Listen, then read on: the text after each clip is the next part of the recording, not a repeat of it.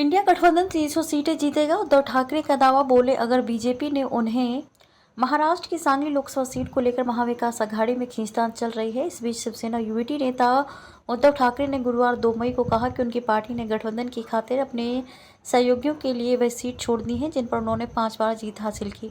सांगली में अपनी पार्टी के उम्मीदवार चंद्रहार पाटिल के लिए एक रैली को संबोधित करते हुए उद्धव ठाकरे ने मतदाताओं से अपील की कि वह निरंकुशता के खिलाफ लड़ाई में वोटों का विभाजन न होने दें। साथ ही उन्होंने बीजेपी को चेतावनी देते हुए कहा कि सभी दिन एक जैसे नहीं होते। ठाकरे ने विश्वास जताया कि इंडिया गठबंधन 300 लोकसभा सीटें जीतेगी, हमने कई सीटें छोड़ी।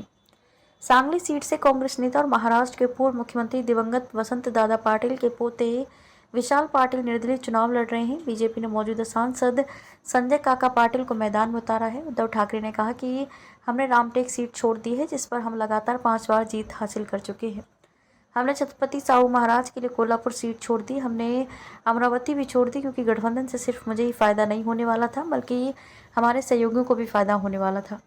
अमरावती, रामटेक और कोल्हापुर सीटों पर कांग्रेस एमवीए का हिस्सा उद्धव ठाकरे के संगठन और शरद पवार के साथ चुनाव लड़ रही है। वहीं इससे पहले शरद पवार ने कहा कि सांगली लोकसभा सीट के लिए उम्मीदवार की घोषणा एमवीए घटकों के बीच परामर्श के बिना की गई थी। वहीं ठाकरे ने स्थानीय कांग्रेस नेताओं को भी आश्वासन दिया कि उनकी पार्टी भविष्य में उनके बीच में नहीं खड़ी होगी। ये एक संकेत है कि शिवसेना यूवीटी जिले में अपनी पारंपरिक सीटों पर दावा नहीं करेगी। उद्धव ठाकरे ने यह भी कहा कि अगर बीजेपी ने उन्हें धोखा नहीं दिया होता तो उनके साथ रहते।